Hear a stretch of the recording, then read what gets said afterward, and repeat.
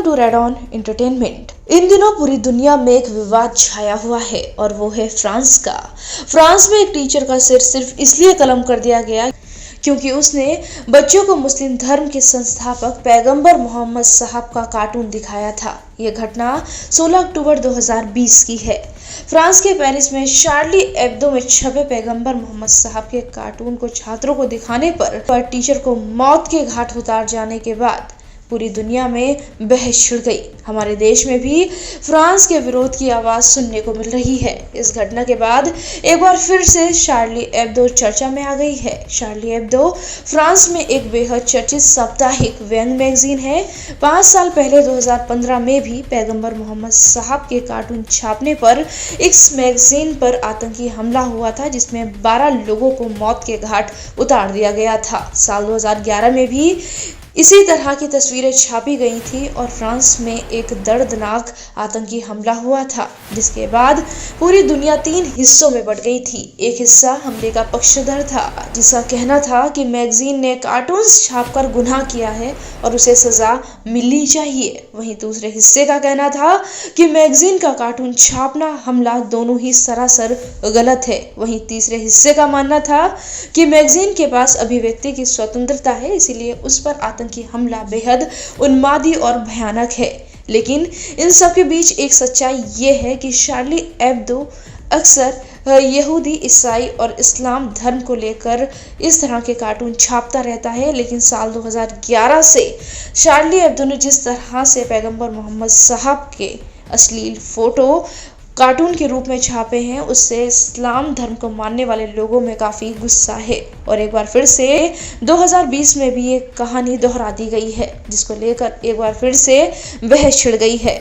यह बहस आगे तक चलती रहेगी, लेकिन इन सब के बीच जो सबसे महत्वपूर्ण सवाल उठने लगा है वो ये है कि आखिर इस्लाम को मानने वाले लोगों में इतना गुस्सा क्यों है? क्योंकि दुनिया में अनेक तरह के धर्म हैं जो अपने भगवान की तस्वीर को दिखाने और देखने में कोई गुरेज नहीं करते हैं।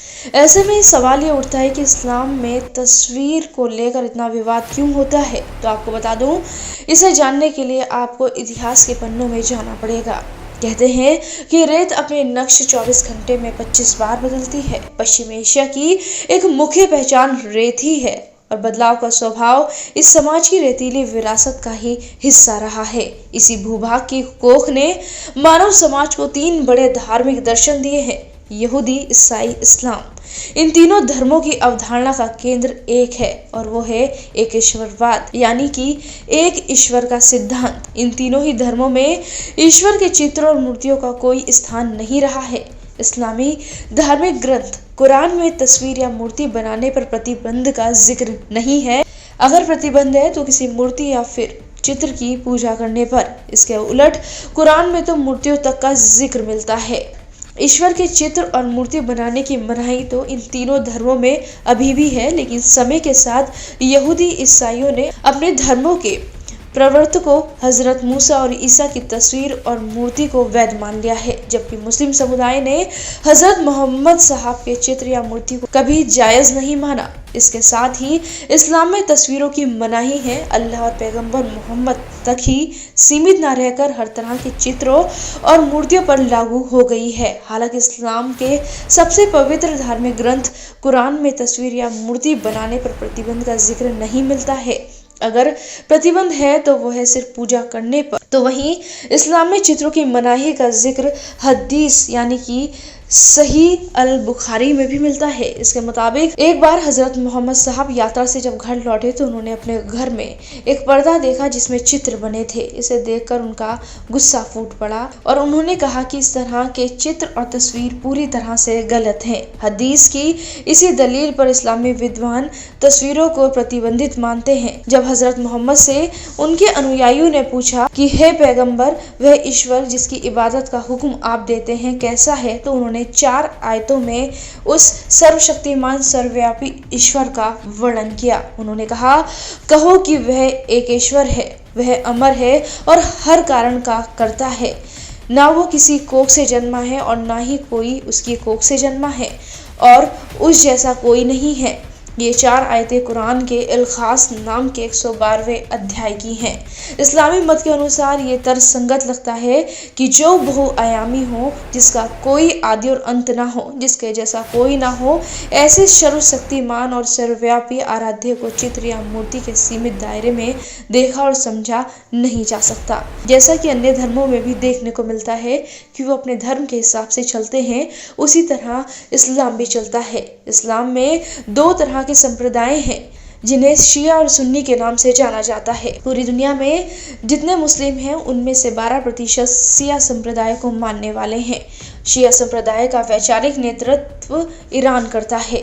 यहाँ हर घर में हजरत अली की तस्वीर का पाया जाना उनकी अस्मिता का हिस्सा बन गया है। शिया विचारधारा के लोग पैगंबर के बाद अली को अपना प्रेरणा स्रोत मानते हैं। अली के व्यक्तित्व को वो कुछ इस तरह बयान करते हैं। इनका कहना है, नहीं है विजेता कोई अली जैसा और कोई तलवार अली की जुल्फकार तलवार सरीखी नहीं।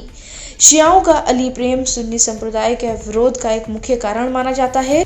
सुन्नियों का मानना है कि शिया संप्रदाय इस्लाम के मूलभूत एक ईश्वर के सिद्धांत को नकारता है और शिया लोग जो होते हैं इस बात को बिल्कुल नहीं मानते हैं। इस तरह इस्लाम में तस्वीरों और फोटो को गलत माना जाता है। यही कारण है कि दुनिया भर में इस वक्त फ्रांस में घटी घटना का विरोध हो रहा है। लेकिन एक बात सच ये भी है कि शार्ली एब्दो में जिस तरह से मोहम्मद साहब के अश्लील फोटो छपे थे, उसको लेकर आज से नहीं बल्कि 2011 से विवाद चल रहा है और ये विवाद आगे कब तक चलता रहेगा कोई नहीं जानता। हमने सिर्फ आपको इस्लाम धर्म में क्यों फोटो और मूर्तियों को गलत माना जाता है उसकी जानकारी दी है। अगर आपके पास भी कोई इस तरह की जानकारी है तो उसे कमेंट बॉक्स में ज़रूर शेयर करें और हमारी वीडियो को शेयर और लाइक करना ना भूलें।